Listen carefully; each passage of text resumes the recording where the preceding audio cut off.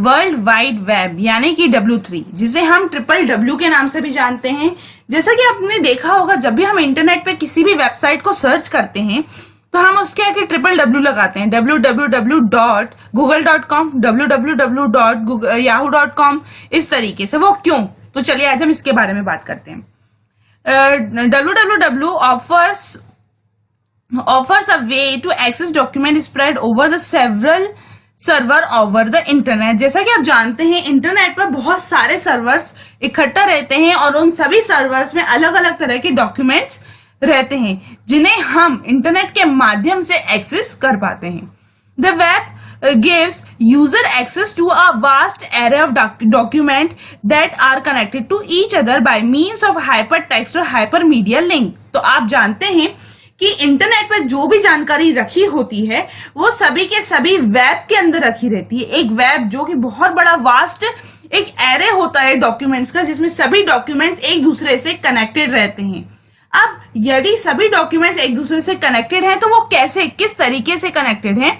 तो वो सभी डॉक्यूमेंट हाइपर टेक्स्ट यानी कि हाइपर मीडिया लिंक के द्वारा एक दूसरे से कनेक्टेड रहते हैं, जिन्हें हम आसानी से अपने घर पर इंटरनेट के माध्यम से एक्सेस कर पाते हैं।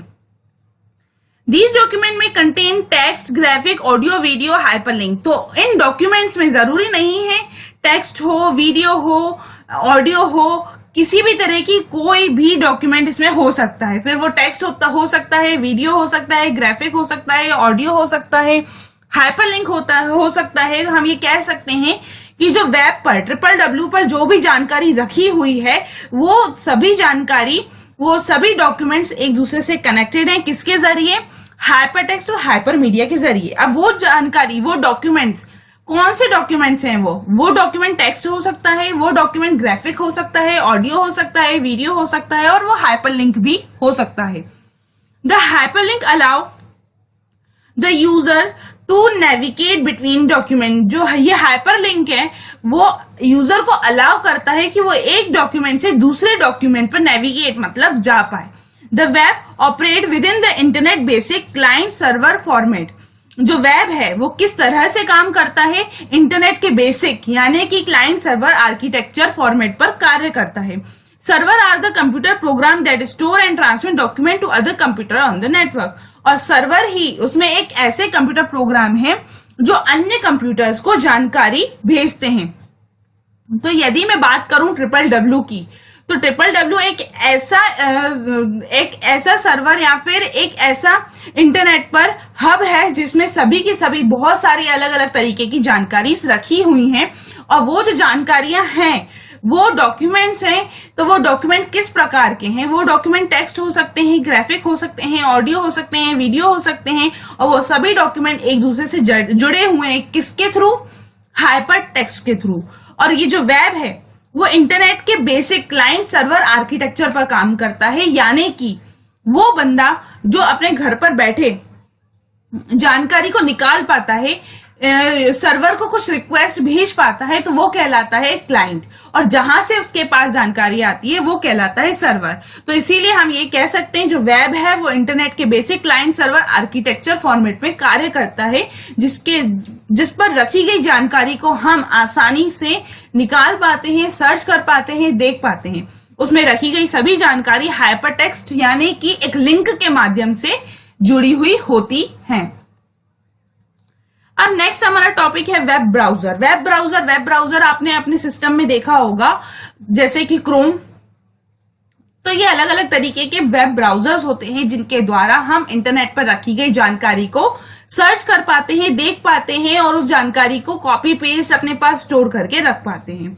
तो वेब ब्राउजर और simply browser is an application. हम ये कह सकते हैं कि एक तरीके का एप्लीकेशन होता है web browser, use to access and view website, जिसका उपयोग हम वेबसाइट को एक्सेस और देखने के लिए करते हैं। कॉमन वेब ब्राउजर इंक्लूड, कुछ कॉमन वेब ब्राउजर के यदि मैं नाम लूं तो वो है Microsoft internet explorer, Google Chrome, Mozilla Firefox and Apple safari. ये सभी कुछ मोस्ट इंपॉर्टेंट वेब ब्राउजर्स हैं जिनके द्वारा आप इंटरनेट पर रखी गई जानकारी को देख पाते हो, एक्सेस कर पाते हो। The primary function of web browser is to render HTML। यदि मैं सिंपल सी लैंग्वेज में बोलूं तो वेब ब्राउजर का प्राइमरी फंक्शन क्या है? HTML को रेंडर करना, the code use to design और मार्कअप लैंग्वेज, और उसका कोड जिसके उपयोग से हम वेब पेजेस को डिजाइन करते हैं, वो मार्कअप लैंग्वेज जिसकी हेल्प से हम वेबसाइट्स को क्रिएट करते हैं, वेब पेजेस को क्रिएट करते हैं। तो वेब ब्राउजर का जो मेन फंक्शन रहता है उसी HTML कोड को रेंडर करना। वेब ब्राउजर एक ऐसा प्लेटफॉर्म, एक ऐसा एप्लीकेशन है जो इंटरनेट पर रखी गई बहुत सारी अलग अलग तरीके के वेब पेजेस, वेबसाइट्स को एक्सेस करने में हमारी हेल्प करता है। वेब ब्राउजर की हेल्प से हम उस जानकारी को देख पाते हैं, निकाल पाते हैं, एक्सेस कर पाते हैं। तो वेब ब्राउजर एक ऐसा प्लेटफॉर्म है, यदि मैं बोलूं, जिसके द्वारा हम किसी भी प्रकार की कोई भी जानकारी इंटरनेट पर रखी हुई उसे हम सर्च कर सकते हैं, देख सकते हैं और ओपन कर सकते हैं। उसके लिए हमें क्या करना होता है? उसके लिए हमें कुछ नहीं करना होता। हमारे सिस्टम में वेब ब्राउजर होना चाहिए, जैसे कि इंटरनेट एक्सप्लोरर, क्रोम, मॉक्सिला, कोई भी ब्राउजर होगा चलेगा, और आपके सिस्टम में इंटरनेट कनेक्शन होना चाहिए। यदि आपका सिस्टम इंटरनेट से कनेक्टेड है तो ही वो वेब ब्राउजर के हेल्प से इंटरनेट पर रखी गई जानकारी को एक्सेस कर सकता है।